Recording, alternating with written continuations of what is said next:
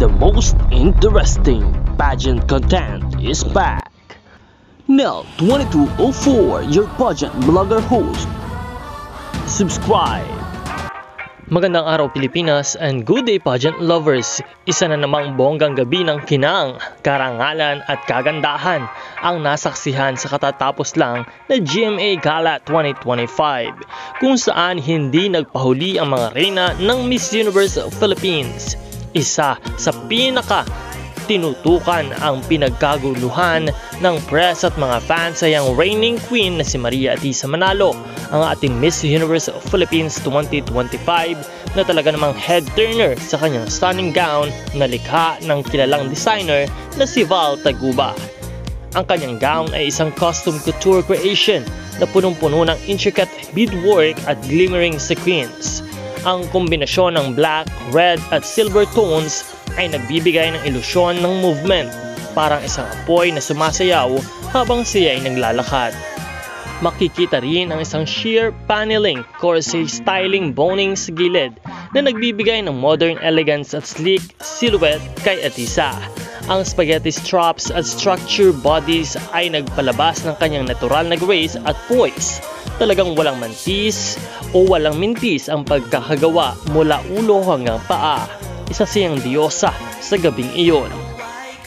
Bukod kay Atisa ay hindi rin nagpahuli ang iba pa nating mga Miss Universe Philippines 2025 queens.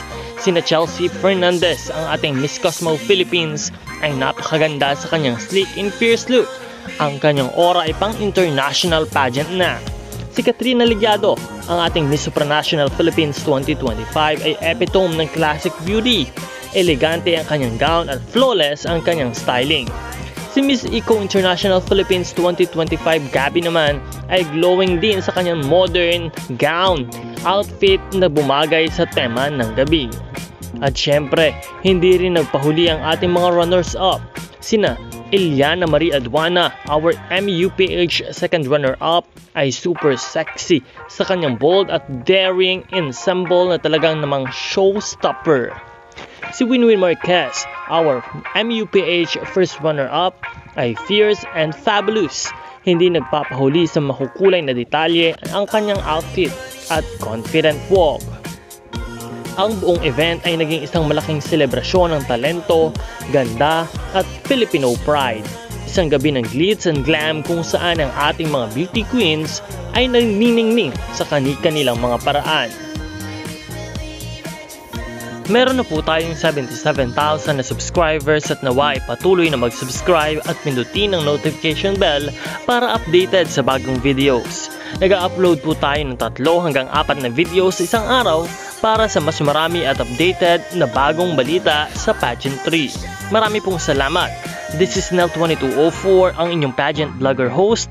Maraming salamat sa panonood at maraming salamat din sa iyong pag-subscribe. Magkita po tayong muli sa susunod na video.